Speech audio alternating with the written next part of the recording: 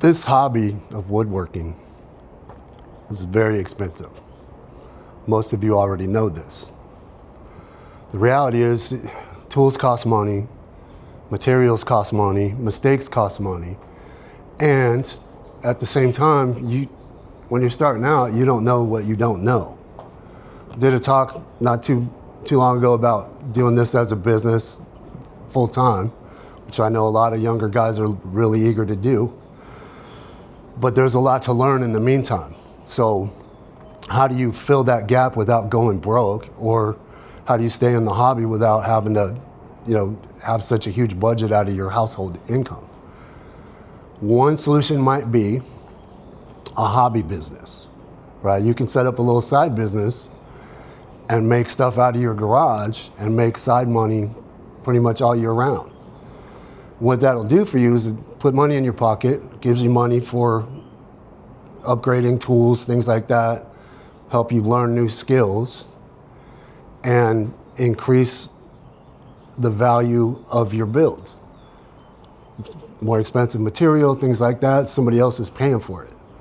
Talk to your tax professional. There might be, you might find some good tax incentives for that as well. That'll help you cover some of the costs for your woodworking, the business that you're going to get into. The biggest thing though is learning things like how to source materials, how to price your stuff. This gives you a chance to learn by doing. And also the big one that I found is this is where you start to learn how to deal with clients and figure out your vision is going to be completely different than what the general public thinks about what we do. So this is a good way for you guys to learn all those little ins and outs and different things, make some money, build your shop.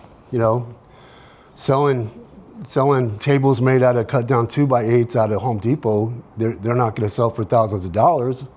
But you know what? The profit margin's not bad there. The materials are cheap. You're learning while you're doing it. You improve your skills and you make money. So the marketplaces, like Facebook Marketplace, Craigslist, things like that are really good for selling those kind of projects. And the other advantage is this is a good opportunity where you start to learn what your preference is, like what the focus of your shop will be, right? I got friends that do marquetry, intarsia, turning. Those are things I don't touch, but I build rocking chairs and tables and benches and all kinds of other stuff like that. Furniture is my thing. I enjoy building furniture and I like the challenges of it. So this is one way where you kind of figure these things out while you're earning money as you learn. So talk to your tax professional, check with your city, make sure there's no ordinances or anything like that would get you into trouble, because I'm not giving you legal advice. Don't get that wrong.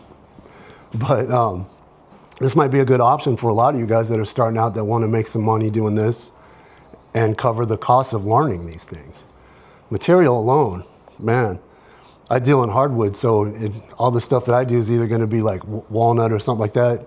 Man, I couldn't afford half the furniture that I build here.